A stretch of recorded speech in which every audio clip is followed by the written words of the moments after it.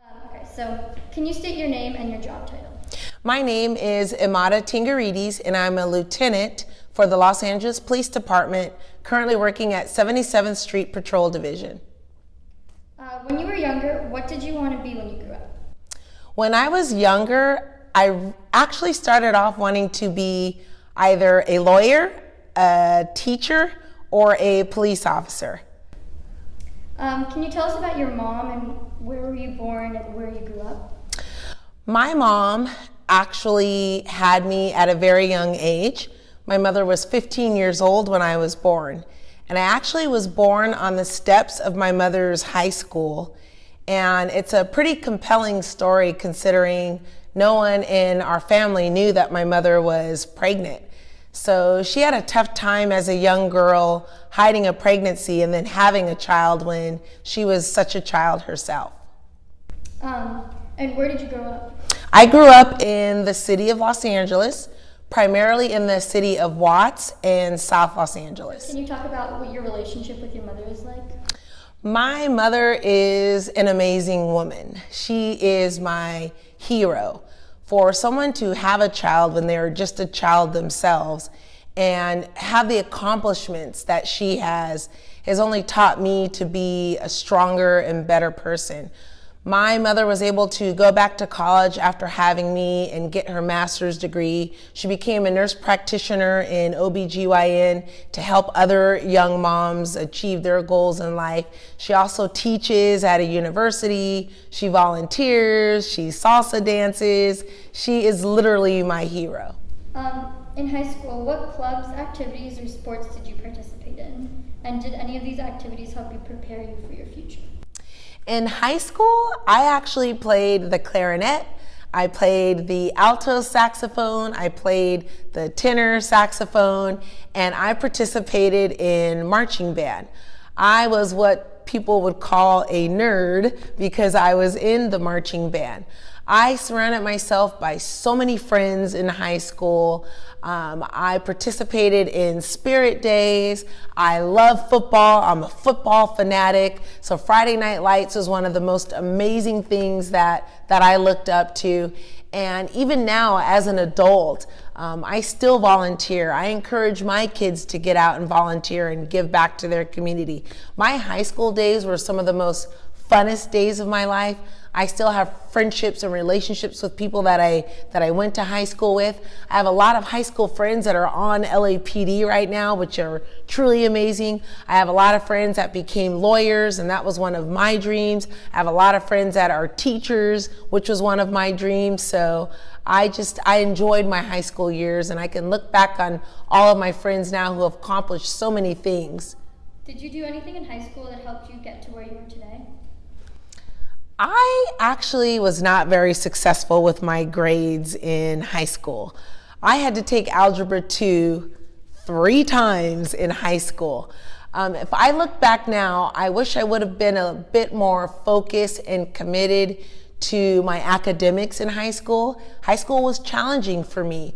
When it was time to apply to colleges, all my friends went off to 4-year colleges, and I didn't have a high enough GPA or SAT score to go to a 4-year college. So I took the route of junior college, and that gave me time to mature, to figure out what I wanted to do, to really invest in myself and invest in my education. And although I had the best experience in high school, if I could say one thing I'd change about it was being more focused and dedicated to my academics. But at the same time, everybody has their path, and I've been able to reach success in my own way on my path. And coming from a girl whose mom had her at 15 years old, who grew up in South LA, to join the LAPD and go to the White House and meet Mrs. Michelle Obama because of the accomplishments that we've all been able to have on this department is a truly amazing experience. So one thing that I would tell young women and young girls who may not have been successful in high school and taken a different path is never give up. And there's more than one way to accomplish something. And it's not how you start the race, it's how you finish it. Can you talk about what it was like to meet Michelle Obama, the president? I had the opportunity to fly to the White House and meet Michelle Obama. We were invited to attend the State of the Union address. The opportunity was extremely amazing and rewarding, and I actually felt somewhat, I don't want to say embarrassed by it all, but overwhelmed by it all, because that honor was something that I believe should have gone to the community. So I had a tough time dealing with the fact that my husband and I were selected to represent the community, to fly to Washington, D.C. and be the guest of the President of the United States to attend the State of the Union address. I was nervous, I was overwhelmed, I was excited, and it was an experience that I will never, ever forget. Did you experience any put downs in high school? Did you ever feel like other people stood in your way of success in high school or had limiting views of your potential? I loved my high school experience. I wish I would have taken advantage of it. Now looking back at if someone were to say, what would you tell your 14-year-old self? I would tell my 14-year-old self to stay committed and focused, because high school goes so fast, and the opportunity that you gain in high school is what propels you into the future. I wish I would have been involved in more clubs at high school. I wish I would have spent more time in my academics and studying and staying focused on that. I wish that I would have taken the time to understand the college process and understood what it would take to get me to the next level of going to a 4-year college. I don't think I had any challenges that stood in my way. I've always grown up feeling grateful for everything that I have. I've always grown up looking at my mother as a role model and looking and seeing her and what she did and all of her accomplishments. And I literally grew up as a motivated, happy, outgoing person. And I don't think that anyone stood in the way of my success. I think that I didn't allow myself to be as focused and committed to propelling myself with my education. What I would tell my 16-year-old self, I would tell myself to never put yourself down, that you are a beautiful person, that you shouldn't compare yourself to others, that you are what you make yourself. I would tell myself not to be so self-conscious about my appearance or my smile or the color of my skin. I would tell myself to keep smiling and keep laughing, because that's an attribute that I've always had, even now as an adult. I would also tell my 16-year-old self that time is precious and it's important to give back and get involved and be involved. And I think the most important thing I'd tell my 16-year-old self is, when bad things hit or you're feeling down or feeling depressed, to reach out to other people around you, because there are people out there that care about you, that invest in you, especially a grandparent or a mother or a father figure or a teacher. And lastly, I tell my 16-year-old self to reach for the stars. Don't limit yourself and try a bunch of different things, because there's so much out there. I grew up without a father figure in my life. My mother had me when she was 15 years old, and I grew up not knowing who my father was. There were a lot of people that took on the role of a father figure for me. I had an uncle who I looked up to and really became that father figure role model for me. I still, till this day, as a 47-year-old woman, have no idea who my birth father is. And I have no anger, I have no anxiety about it. I understand that that's the path and the life that I grew up in. And I think it's so important to not look at what you don't have, but to look at what you do have and be grateful that I have a mother and a grandmother and a great grandmother and uncles and aunts that cultivated me and helped me become the person that I am today. What obstacles did you face while pursuing your career as a police officer? It was a difficult challenge becoming a police officer on the LAPD. You go through a 6-month process and background check where you're looked at by your neighbors, your old teachers. There's extensive background done on you. There's a lot of paperwork involved. There's a lot of interviewing. There's a psychological background check. So it's 6 months of staying dedicated and committed to the process. Then once you're selected, you have to enter the Los Angeles Police Department Police Academy, which was a challenge within itself. I had never shot a gun before. I had never been involved in a physical fight. I had to learn how to climb a 6-foot wall. I had to run a mile in under 10 minutes. I had to learn how to be physically fit and to do push-ups and do sit-ups. It's a quasi-military organization, so I had to learn how to march, how to stand in line, how to do a left face. There was a lot of mental challenges involved in going through the police academy. And there were very few female officers in my police academy class.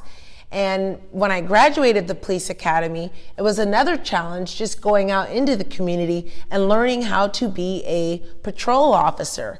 I think every day going on this department is a challenge. You don't know what you're gonna face. You don't know what kind of radio call you're gonna go to.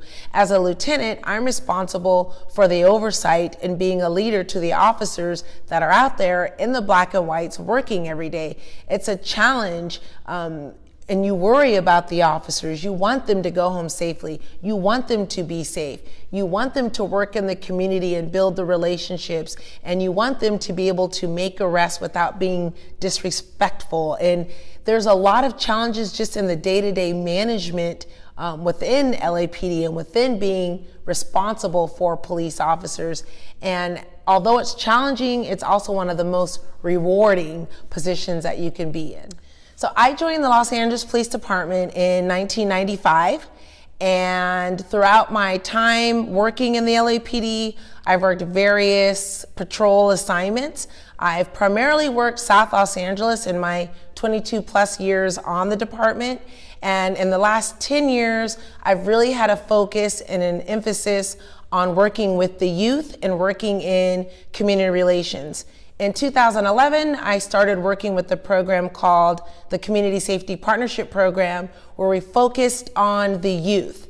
And we focused on the youth by creating reading programs, tutoring programs. We created a Girl Scout troop where we had officers participating in Girl Scouts. We created a football team where we had kids from South Los Angeles, specifically in the Watts community, playing on one football team together so that we could decrease the fear in the communities, increase the trust, and build relationships with the youth in our community. Can you tell us how you started it?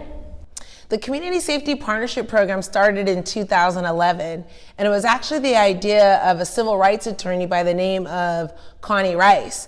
And the premise of the program was to build relationships with a community that historically had a hatred and mistrust for law enforcement. So between Connie Rice and our Chief of Police, Charlie Beck, and the CEO of the Housing Authority, we all worked together to create this program. And the primary mission and focus of the program is to build relationships in communities and low socioeconomic communities, not only to have a better relationship with law enforcement, but to change the lives of the youth that live in these communities so that they can grow up and be successful and give back to their community, much like I did when I was growing up. Can you tell us about the impact that this program has had on the community? The Community Safety Partnership Program has had a huge impact on the community. It's been impactful in so many ways. The first I can talk about is the actual reduction of crime. The Community Safety Partnership was really focused in 3 of the largest housing developments in the city of Los Angeles, and actually one of them, Nickerson Gardens, is the largest public housing development west of the Mississippi. It has 1,050 or so units in it, and within each of those units you have anywhere from 2 to 6 people residing in it. So it's a very densely populated public housing development. For a 10-year period, we had seen 10 murders a year in each of those public housing developments. Since the Community Safety Partnership Program has started, we went almost 3 years without a homicide in Jordan Downs, and we've gone for a total of 6 homicides in that community, or the community of Watts proper. When we talk about murders and homicides, it's uncomfortable to say we've only had 1 or we've only had 6. Any life loss is a tragedy. But the fact that we've been able to reduce crime while building the relationships and erasing the fear is huge. I think another impact that the Community Safety Partnership has had on the community is that relationship. A child now can run up to a police car and give a police officer a high five, or say hi, or show a report card, and have that relationship with the police officer on a personal level. That is just truly impactful, especially in a community like Watts, where we experienced the 1965 Watts riots, where we've had a lot of controversial officer-involved shootings and critical incidents where the community feels like they don't have a trust in law enforcement. I think another huge impact that it's had is on the police officer. This program is also changing the culture of how we police in communities. We have police officers that are truly loving and caring and dedicating their time to the community, understanding the culture of the community. Officers who have a passion and compassion and commitment to want to work with the youth. And by the officers participating in the Girl Scout troops and tutoring with the kids and taking them on field trips and starting running clubs, the officers have been able to view the community in a different light, and that has been extremely impactful in all of the communities that the Community Safety Partnership Program is in. I was selected by the Chief of Police to help oversee and implement the Community Safety Partnership Program. My role had various dimensions to it. I was responsible for ensuring that we selected the right officers to participate in the program. It was my role to go out and meet with the community, to sit down and work with Connie Rice in the Advancement Project and the Urban Peace Institute to learn and understand the dynamics of the community before we actually went into the community and began working. I attended a lot of community meetings. There were a lot of administrative roles involved as it relates to getting the officers the resources that they needed to work in the program. I actually got out there in the field and walked foot beats with the police officers, attended community meetings. One of the most important ones is called the Watts Gang Task Force, where we meet every Monday and we talk to people in the community and we discuss their quality of life issues. We discuss any incident that may have happened over the weekend. It's a meeting that gives the community the opportunity to talk about what they're feeling, and an opportunity for law enforcement to respond and continue to build that relationship. I've gone to that meeting every Monday for the past 7 years. It's 2 hours, and it's the most beneficial and fulfilling meeting that I've participated in my career. Some of my other roles were to actually get out there and participate and go to the Watts Bears football games, to go to a Girl Scout troop meeting. Our Girl Scouts actually sell cookies at the police station because it's a place where they feel safe, and all the officers come out when it's cookie time and they buy their cookies, and just overseeing and ensuring that the officers are policing constitutionally, engaging with the community, and having fun while they're doing it. Can you talk about what motivated you to be a police officer? There are a lot of things that motivated me to be a police officer. I first knew that I wanted to be a police officer in one of the greatest law enforcement agencies in the country, in my opinion. I'm biased. I'm in love with the Los Angeles Police Department. I have always been an advocate for peace. I've always been an advocate for people who are victimized. And initially I started off wanting to be a teacher, and I'm also a bit of a spaz and love outdoors, and I'm a little nosy, and I like getting into people's lives and asking about their feelings and helping them out. And I made the decision that I wanted to be a police officer because I wanted to, one, go back into the community that I grew up in and give back. In 1992, when we had the riots after the Rodney King incident, that broke my heart. And I remember looking at the community burn, and I remember seeing the rioting, and it really tugging at me and wanting to go and give back and work in the community and help build that trust with law enforcement and let people feel at ease. I have a passion for people, and I wanted to be able to find a way to help people who were victims of crime. I also have a passion for kids and youth, and and I have this desire to ensure that everyone thrives, especially our youth that grow up in communities that are riddled with crime. So there are a lot of motivations for me wanting to become a police officer, and the Community Safety Partnership Program has enabled me to actually really see the difference and make a change and do what I came on the LAPD to do. Was your mom supportive about a career in law enforcement? My mom was extremely worried when she found out I was going to take the path of becoming a police officer. In fact, I hid the process from just about everyone that I knew, and I was driving in my car and I was listening to Power 106 Big Boys Radio, and they had an advertisement that LAPD was going to do a seminar, and I drove down there and I did the seminar and I took the test on the same day, and it took me 6 months to go through the process of becoming a police officer. And not until I got the letter in the mail, and my mom actually got the letter and opened it, that basically said, "Congratulations, you'll be starting the LAPD in March of 1995. And my mother was worried, she was apprehensive. At the same time, she was proud and excited for me.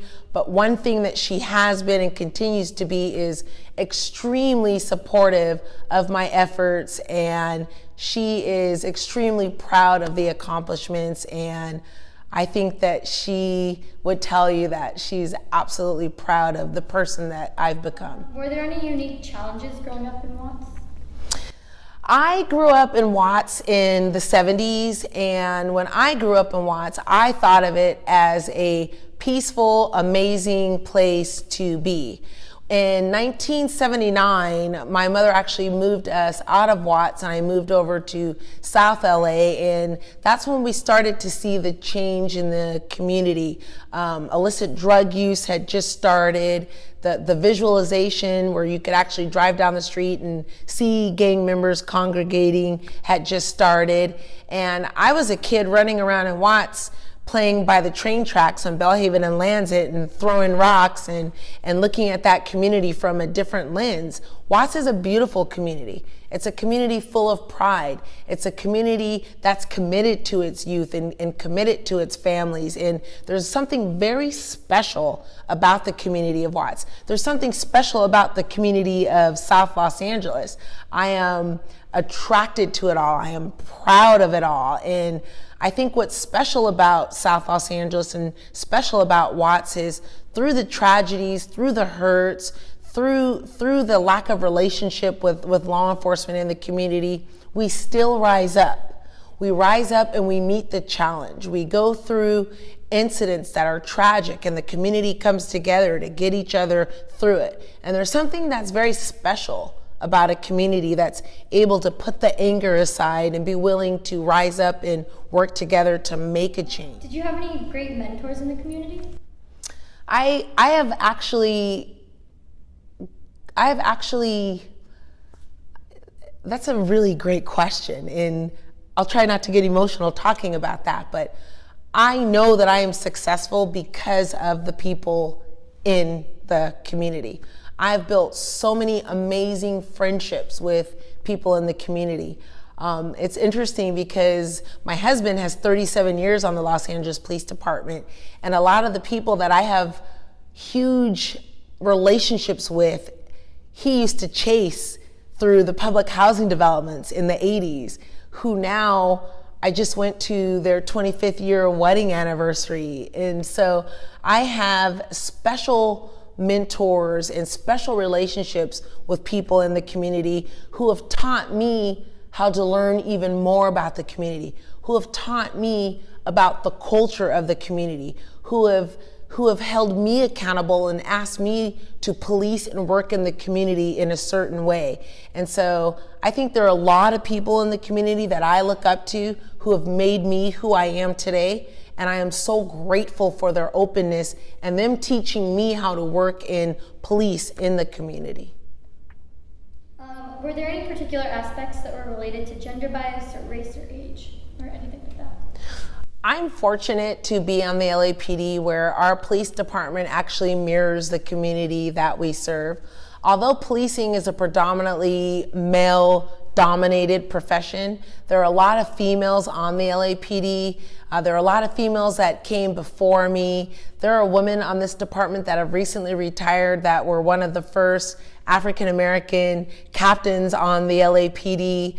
And although I have never experienced gender bias within the department, I can say that the female component of the LAPD is a tight-knit, small component, but we have big hearts and big minds, and we work together within this extremely large organization. The LAPD is almost 10,000 officers strong, and I believe 13% of LAPD are female officers. So although that may seem like a small number in such a big organization, we're a powerful group of women. There are a lot of African American police officers that came on the LAPD that have mentored me, that I look up to, that have taught me how to be the officer that I am today. But as a whole, I think our department is one of the biggest melting pots across the country as it relates to representing the community that we serve. Can you talk about what it's like to be a female officer in the field as opposed to a male officer?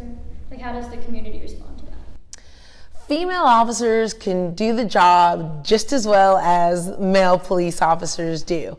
I think we actually have a better chance in the community at calming things down and being able to communicate in a different manner than a male police officer can.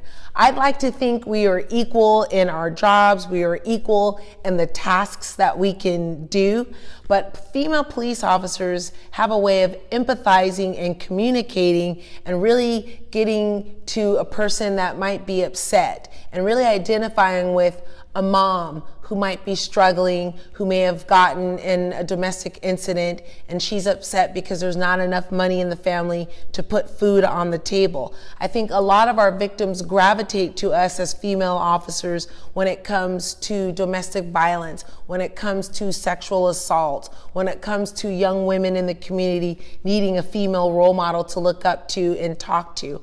I've been very blessed to be able to work in the community safety partnership and identify with a lot of the women in the community who end up confiding in me and telling me their deepest, darkest fears, who confide in me and tell me what their worries are as it relates to being able to take care of their family, or just the young girl who I might have a conversation with who says she's really afraid to walk to school because she doesn't want to get beat up by a gang member or robbed or her backpack stolen. And so I think being able to identify to other female victims or other female community members is huge. And I've had the opportunity to grow some friendships while working with a lot of women in the community. Was it always easy to keep pursuing your passion for law enforcement in a male-dominated profession? I would say that this profession is difficult. I would say that it's difficult on so many different levels. You have the perception from the community, and recently over the past few years there's been a lot of controversial officer-involved shootings, a lot of critical incidents that have occurred. You have organizations like Black Lives Matter who feel that law enforcement has been disrespectful for the community. And so the profession within itself is extremely difficult. It's hard being a police officer. You're going into people's lives when they're having a bad day, when someone has picked up the phone to call 911. Firefighters are going into the community when there's a fire or they need a paramedic, someone's having a heart attack, and they're going in to save the day. And so just the task and the job within itself is extremely difficult. Now, being able to go out in the community and understand that there's a mistrust and sometimes even a hatred for law enforcement, and then trying to go in and do your job and get that bad guy who just shot at someone, or get that bad guy who just robbed the 70-year-old woman. How do we do that? How do we do that so that the perception of the community is this officer truly cares, and then the person that was victimized understands that we care, and we're going to ensure that this criminal is brought to justice for the crime that he's committed. So it's a hard balance. It's very challenging. You have that challenge of the perception from the community, and then you have the challenge from within the organization. You have the challenge with working with a lot of different officers that come from various different backgrounds, different cultures, and how do you learn to work together as a team to go out and serve the community? So I think we're constantly bettering ourselves. We're constantly learning about each other. We're here today in this roll call room where every day we have the opportunity to learn that person that's sitting next to you, because that person that's sitting next to you matters when it comes to possibly saving your life throughout that shift. Was there someone specific that helped you along the way or believed in you? I think a lot of people have believed in me and helped me along the way.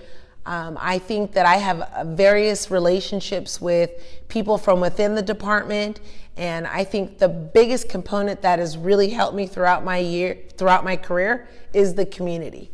I really give all of my success to the community. I give my success to the teachers and the principals and the nonprofit organizations that are committed to the young youth, committed to the families in this community.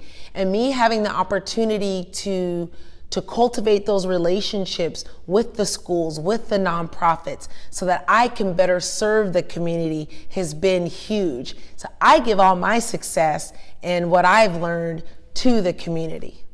The tips I would give to any woman on succeeding in a male-dominated field would be: 1, stand your ground. 2, don't be afraid to ask when you don't know something. We're not perfect. And 3, allow yourself to fit in and not focus on what you don't have, but what you do have. I think it's important to know policies and procedures and know your job so that you are competitive and that people think that you understand your role. I think it's important to smile. It's okay to be human. It's okay to humanize each other. It's okay to show emotion and empathy and have emotional intelligence.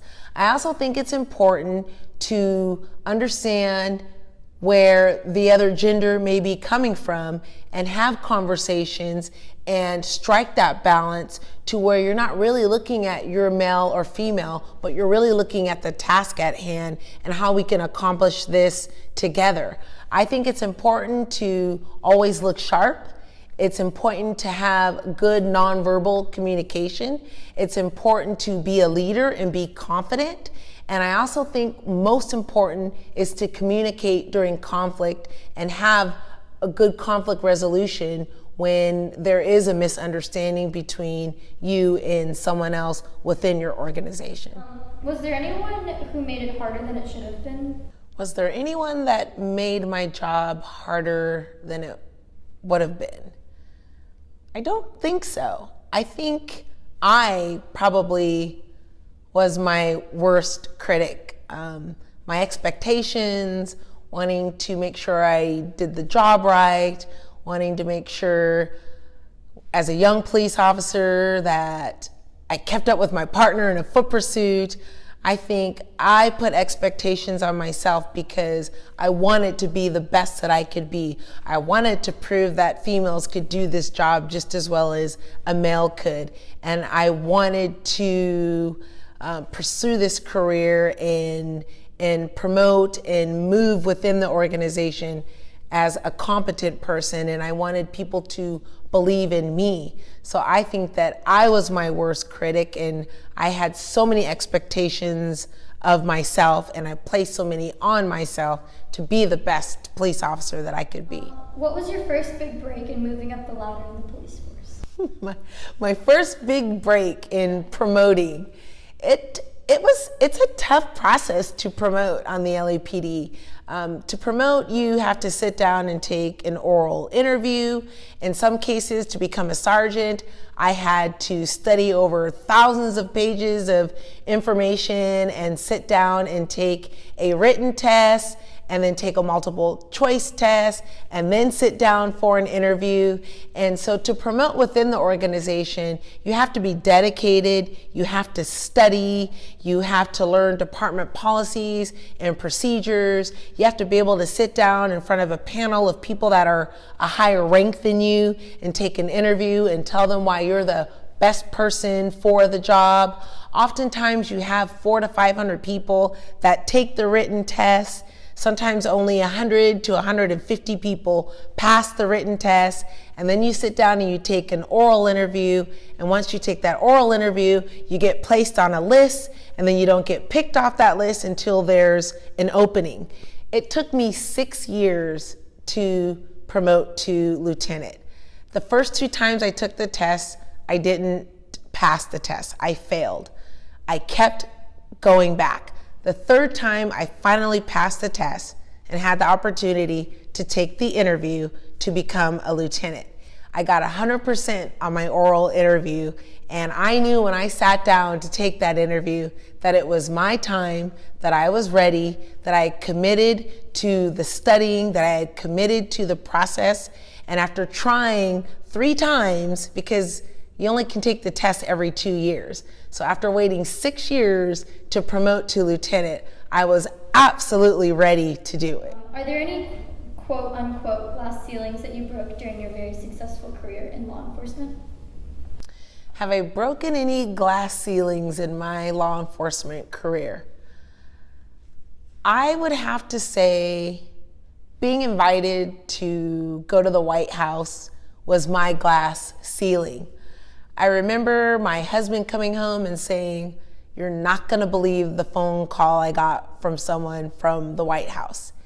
And I remember saying, "There's no way you got a phone call from someone from the White House." And he says, "Yes, I got this phone call and they're inviting us to the State of the Union address." And I says, "Well, am I invited too?" And he says, "Well, that's what I asked the guy before I hung up. Is my wife invited too?" And so I think that moment of learning that we were invited, and then actually the big announcement and being on the press release for the White House that the Tingirides were going to attend the State of the Union address, that literally was my glass ceiling for me. I also was selected as one of Los Angeles's most influential women. And I got to do a photo shoot, and I got interviewed, and I was absolutely surprised throughout the whole process of being selected for that and being in a magazine in Los Angeles. And I'd have to say that the Community Safety Partnership Program, the invite to the White House, and being selected as one of Los Angeles's most influential women were the glass ceilings for me. I still to this day don't understand why I've been blessed or selected to accomplish all of the things that I have accomplished. I truly believe the invite to the White House has a lot to do with the community, has a lot to do with the transformation and the change that was evident. I believe that the partnerships and the relationships of everybody involved helped push that message and send it out that we have an organization that was committed to change and committed to making a difference and committed to building the relationships. And I think that we were fortunate enough to have those relationships to where it made its way up to the White House. The Community Safety Partnership Program is mentioned in the 21st Century Policing Model on some of the things that we can do to change law enforcement, some of the ways we can implement programming to make a difference in the communities. And I think the community standing up and speaking for itself and holding law enforcement accountable is what caught the eye of various people within the White House, within law enforcement.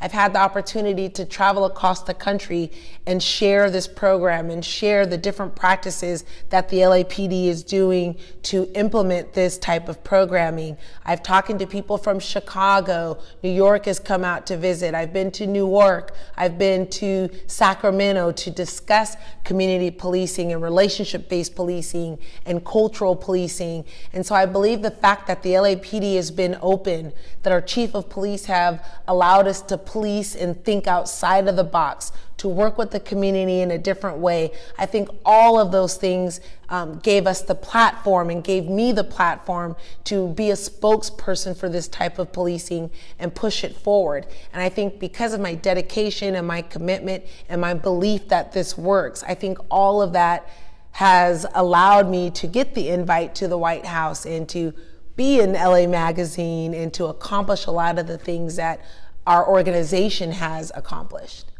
What is it like working in a dangerous profession? I love the law enforcement profession.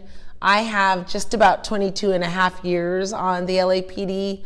I've never been involved in an officer-involved shooting, and I know a lot of officers that have been involved in an officer-involved shooting who've had to take the life of someone. I know that it is a very dangerous job. I know that there are a lot of challenges within this field of work, and I think what keeps me so excited about it and keeps me grounded about it is the LAPD has some of the best training in the country. We are trained in our tactics. We are trained in constitutional policing. We are trained in community policing, and we have all the tools that we need to be successful. That gives me the confidence to go out and make a difference. It is a job that you have to want to do. It is a job that you have to truly believe in to be willing to give up your life for someone else's life. I think all police officers are heroic. And at this time in my career, I'm not going out and handling the radio calls like the younger officers that I work with. And I am so proud of them. I am grateful for them. And I think that people who have a commitment and a passion to do this type of work are truly amazing people. I know you mentioned that you haven't been in a police shooting, but what is the scariest thing that has ever happened to you on the job? What is the scariest thing that has ever happened to me on the job? I can remember an incident. I was a young police officer working in Southwest Division, and I was driving by a church, and I saw a young man spray painting on the walls of the church. And the young man dropped the spray can, and he pulled a gun out of his waistband, and he turned and started running. My partner and I went in foot pursuit of him, and I remember thinking to myself, dear Lord, I don't want to have to shoot this young kid. And he kept running, and he had the gun in his hand, and we ended up taking him into custody. The gun went flying, and fortunately that day I didn't have to take the life of this young child. That incident, although it was about 20 years ago, it's still so clear in my mind. I still clearly see him spray painting on that wall. I clearly see him going to his waistband and grabbing that gun, and I clearly see myself chasing after that young child. And I know of officers who have been put in scenarios like that where the person has turned and pointed a gun, and they had to protect themselves from that person and shoot that person. But I can remember searching buildings looking for robbery suspects. I can remember chasing people down dark alleys in the middle of the night. And all of that, your adrenaline's going, the rush is on, and there's so many things going through your mind when that's happening. There's so many things you have to think about. Where am I? I need to communicate on the radio. Where's my partner? If I need to set up a perimeter, can I get the resources to come and help me? And most people think that we go out every day and a shooting happens, or we're catching a bad guy every day. A lot of the times, your job as a police officer is driving through the community, listening to the radio, walking a foot beat, working a gang unit, and when someone picks up that phone to call 911, you're mentally sound, ready to go to help that person out with anything that that person may need. What do you feel TV and movies gets the most wrong about being in law enforcement? What do I feel TV and movies get the most wrong about law enforcement? I think that the media has such a big responsibility in telling the story of our communities. And I think the media has a responsibility of being transparent and being honest and telling the entire story. I understand the difficulty in doing that because you only get a soundbite, you only get a couple minutes. And I think one of the things that's extremely frustrating to me is the story that's portrayed and told when it relates to law enforcement is not the entire story. And I think that we're portrayed as shooting and killing everyone in the community and doing it without due regard, and that we don't humanize the community. I think in movies, we're always shown chasing people, shooting the bad guy, when there's so much more to what we do, and 95% of the time we're doing safe passages to make sure kids get back and forth to school safely. We're helping a victim of a crime. We're talking to a victim of rape. We're helping an elderly lady carry her groceries into the house. Those humanizing, compassionate stories about the work that we do, the lives that we enter, the responsibility that we have in serving and protecting and helping people. I don't think that that story gets told. I don't think that those things are considered sexy in the media. When there's an officer involved shooting, the media brings up the race of the officer and the race of the victim. Sometimes I feel that that fuels things that are unnecessary. And does it matter if the police officer was black? Does it matter if the victim was Latino? Yes, it does matter because of the perceptions that people have of the racial divide within the community. But at the same time, it's a person that had a gun that pointed it at an officer, or it's an officer that needed to defend himself against someone that was going to attack them.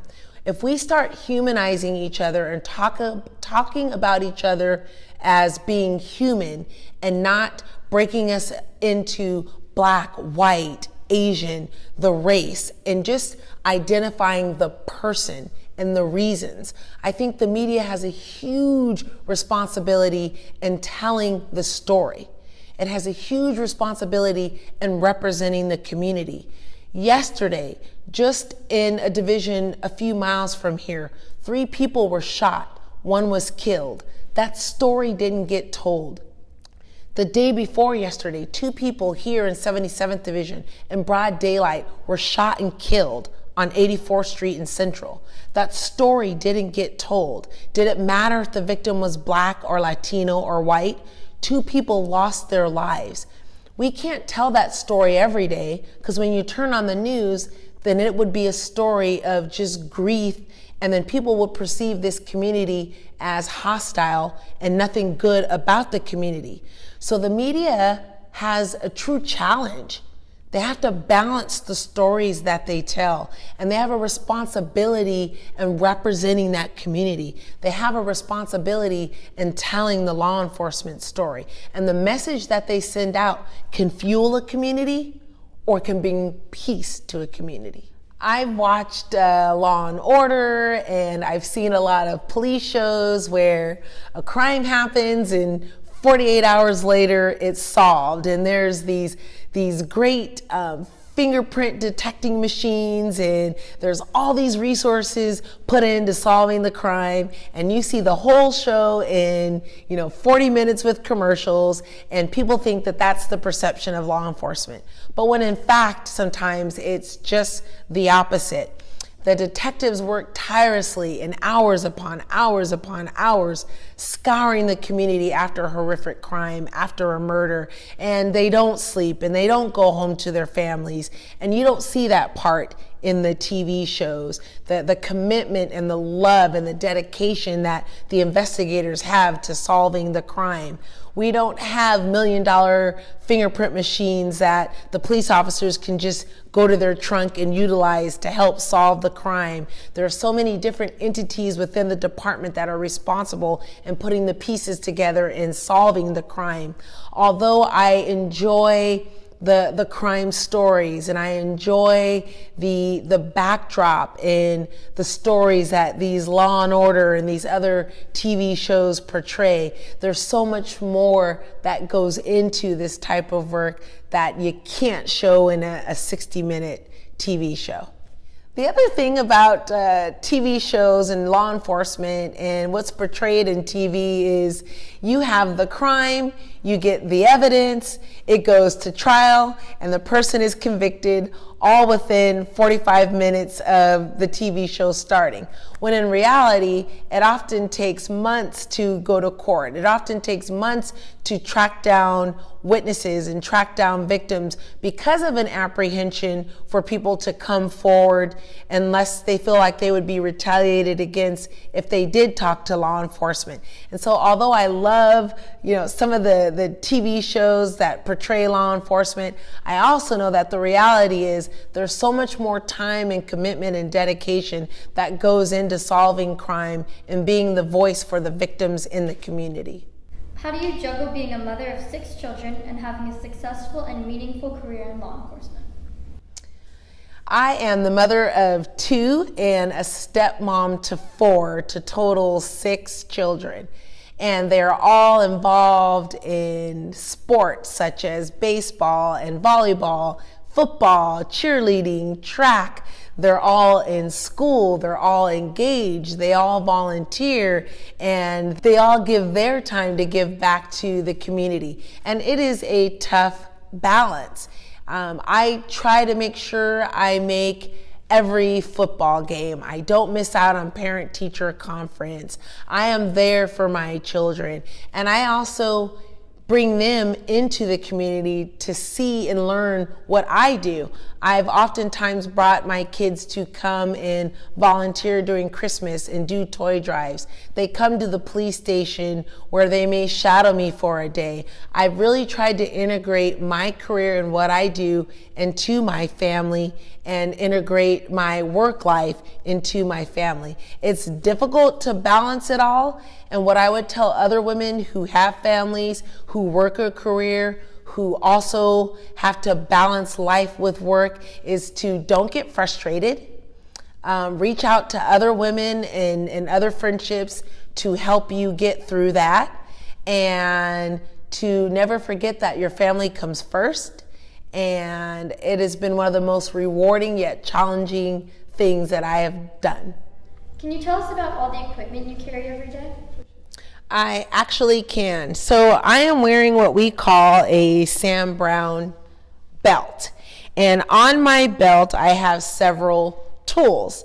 I've been wearing this belt for over 22 years now, and it weighs about 23 to 24 pounds. So on my belt, I have magazines that are full of ammunition for my gun. I'm also carrying my gun. I also have OC spray on my belt. I have a radio, and I happen to carry 2 handcuff cases as well as a key ring where I keep my whistle, which is very rarely used, and the keys to various things within our division. I also wear a bulletproof vest, and every day I wear this badge on my uniform very proudly. And lastly, can you tell us about some of the crimes that have occurred close to, or like in Watts? So I currently work at 77th Division, which is centered in the heart of South Los Angeles and one of the busiest divisions in the city. Recently, just 2 days ago, we had 2 people that were shot and killed in broad daylight. Several months ago, there was a shooting directly across the street from our police station where the suspect had a semi-automatic rifle and was firing at another suspect who also had a gun. A few months before that, we had a murder just down the street where a gentleman was shot and killed in broad daylight with an AK-47. These are just some of the crimes that occur in this community, but what's really compelling about that is majority of the ones that I just talked about are within walking distance from the very room that we're doing this interview in.